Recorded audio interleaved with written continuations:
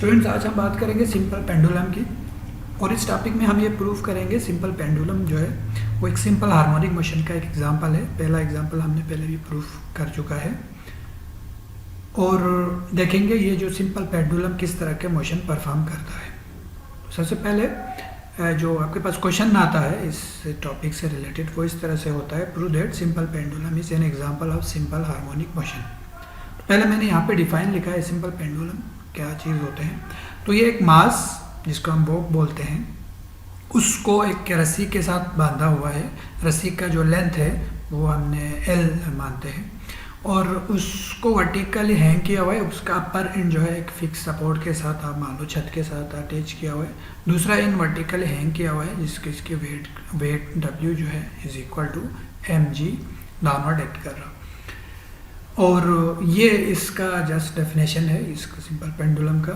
अब हम ये प्रूफ करेंगे कि ये जो है वो सिंपल हार्मोनिक मोशन एग्जीक्यूट करता है। तो शुरू में सिंपल पेंडुलम ये जो पोजीशन ओ पे था, इसको हम मान लो पोजीशन ओ है, जिसको हमने मीन पोजीशन कहा हुआ है। इधर से अगर आप इसको डिस्प्लेस करो अप्लाइड फोर्स की वजह से, इस साइड पे अगर आप अप्लाइड फोर्स लगा रहे तो ये अपना पोजीशन ओ से मूव करके पोजीशन ए पे आएगा। यहाँ पर इसके पास एक फोर्स स्टोर होगा, उस फोर्स को हम रिस्टोरिंग फोर्स का नाम देते हैं। रिस्टोरिंग फोर्स का डेफिनेशन भी हमने पहले पढ़ा हुआ है। रिस्टोरिंग फोर्स वो फोर्स है जो बॉडी को दोबारा मीन पोजीशन की तरफ पुश या पुल करता है। अब जितना ये जो डिस्प्लेसमेंट है के दरमियान डिस्प्लेसमेंट इंक्रीज करेगा उतना रिस्टोरिंग फोर्स भी ज़्यादा होगा। वो हुक्स लॉ से हमने देखा हुआ है। अब हम पहले इसकी मीन पोजीशन पे की बात करेंगे। इसका एक्सप्लेनेशन में आपने ये बातें लिखना है। एक्सप्लेनेशन में क्या लिखेंगे, ये किन चीज़ों पर मुश्तमिल है, ठीक है ना। ये कंसिस्ट करता है एक मास एम पर वर्टिकली हैंग किया हुआ है, रस्सी का लेंथ एल है, और रस्सी में जो टेंशन है वो अपवर्ड एक्ट कर रहा टी है। मीन पोजीशन ओ पे हम देखेंगे एक एक्सप्लेनेशन। इस डायग्राम को एक्सप्लेन आपने यहाँ से करना है, खुद से करना है। इसका नोट्स आप बनाएंगे साथ। फिर हम इसका मीन पोजीशन पे देखेंगे क्या होता है एट मीन पोजीशन। देखिए मीन पोजीशन पे अगर आप बात करें मीन पोजीशन की, तो मीन पोजीशन पे बॉडी पे टेंशन अपवर्ड एक्ट कर रहा, जबकि जो है वेट इसका डाउनवर्ड एक्ट कर रहा। दोनों एक दूसरे को कैंसिल आउट करके बॉडी रेस्ट पे रहेगा, यानी नेट फोर्स जीरो होगा। एट मीन पोजीशन जो टेंशन इन द स्ट्रिंग है वो इक्वल रहेगा वेट के, और आपको पता है वेट जो है किसके बराबर है जी, एम जी के बराबर है। तो ये मीन पोजीशन पे ऐसा होगा। अब हम देखेंगे तो ये बॉडी जो है नेट फोर्स जीरो हो रहा है यहाँ पे। मीन पोजीशन ही उसी को बोलते हैं जहाँ पे नेट फोर्स जीरो हो और बॉडी किस पे रहेगा जी, रेस्ट पे रहेगा, ठीक है जी। अब हम बात करते हैं एक्सट्रीम पोजीशन की। एक्सट्रीम पोजीशन पे अगर मैं बॉडी को अप्लाइड फोर्स लगाकर पॉइंट ओ से ए की तरफ मूव कराऊं तो यहाँ पे क्या होगा, इसके अंदर एक फोर्स स्टोर होगा। किसकी वजह से, वेट की वजह से। ज़मीन इसको डाउनवर्ड नीचे खींच रहा है। तो हम क्या करेंगे एक्सट्रीम पोजीशन पे इस वेट को रिजॉल्व कर देंगे इसके कंपोनेंट्स में। जाहिर है टेंशन इधर फिर भी लग रहा होगा अपर डायरेक्शन में, तो हम यहाँ पे इसको दोबारा रिजॉल्व कर देंगे यहाँ पे पॉइंट ए पे, ठीक है जी। वी हम क्या करेंगे यहाँ पे वी रिजॉल्व कर देंगे वेट को इनटू इट्स कंपोनेंट्स, यानी एक्स और वाई कंपोनेंट्स में हम इसको रिजॉल्व कर देंगे।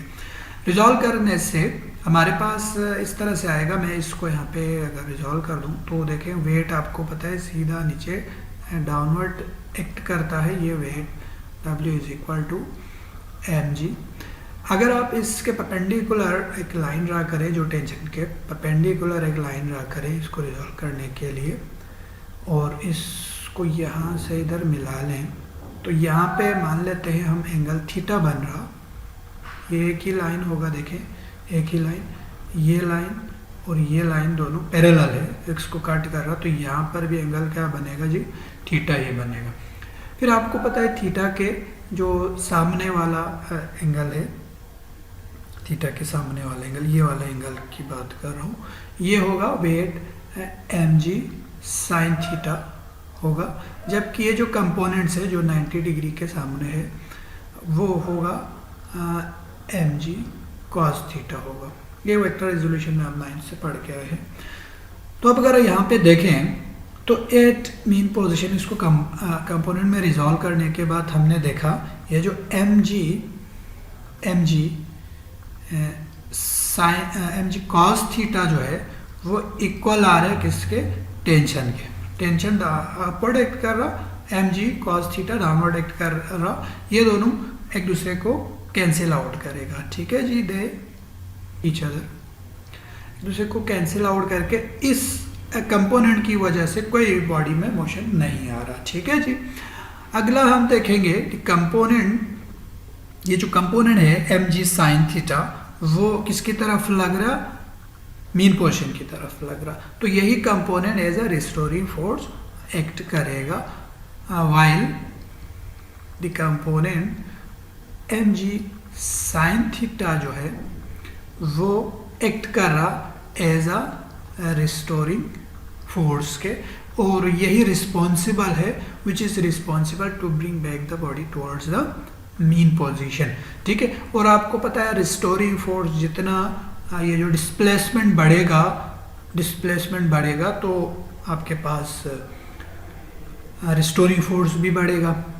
इसका मतलब mg साइन थीटा इंक्रीज होगा साथ जो है अगर डिस्प्लेसमेंट इंक्रीज होगा तो, और यहाँ से अगर इस बॉडी को अगर आप रिलीज कर दो तो ये डिस्कशन थोड़ा सा आपने इसमें लिखना है, ये 2 पॉइंट्स में। पहले तो हमने ये दोनों पोजीशन को एक्सप्लेन कर दिया एक्सट्रीम और मीन पे, फिर यहाँ पे 2 बातें इधर डिस्कस ज़रूर करना है। एक तो इसकी एक्सेलरेशन की बात करेंगे, दूसरा इसकी वेलोसिटी की बात करेंगे, ठीक है जी। यहाँ पे जो मीन पोजीशन इसका एक्सट्रीम पोजीशन है, इसकी अगर बात करें तो यहाँ पे जो वेलोसिटी होगा वो 0 होगा, यहाँ पे आने के बाद रुक जाएगा, दोबारा उस तरफ जाएगा, तो वेलोसिटी हमेशा इधर 0 रहेगा, जबकि इस साइड पे एक्सेलरेशन इधर a इज इक्वल टू क्या होगा जी, मैक्सिमम होगा। एक्सट्रीम पोजीशन की बात कर रहा हूँ, ठीक है।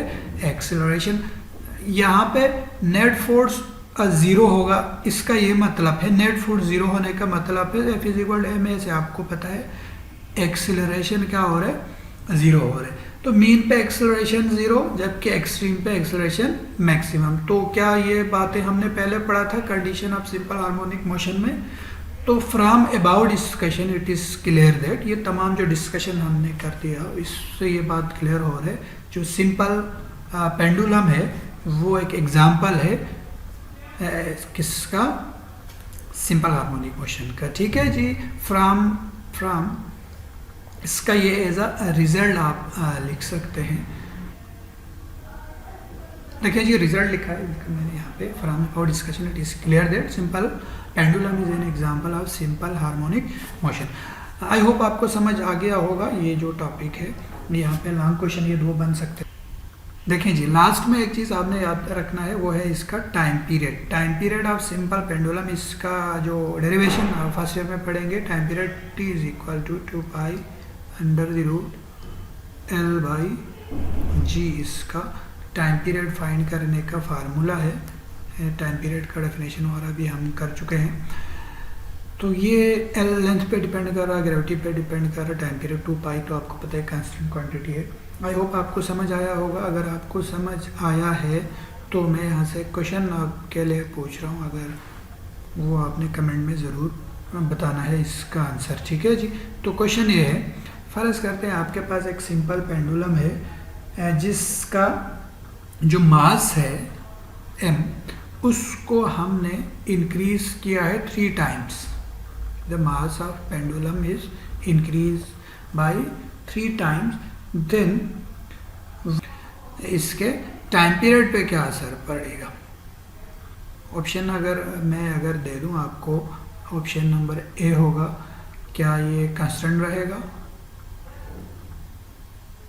कांस्टेंट रहेगा। बी जो है इंक्रीज होगा। सी ये डिक्रीज होगा या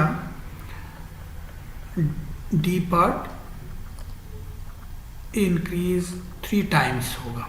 तो ये 3 ऑप्शन है, 4 ऑप्शन मैंने साथ दे दिया है। अब ये आप इसको सॉल्व करके मुझे कमेंट्स में बताएंगे।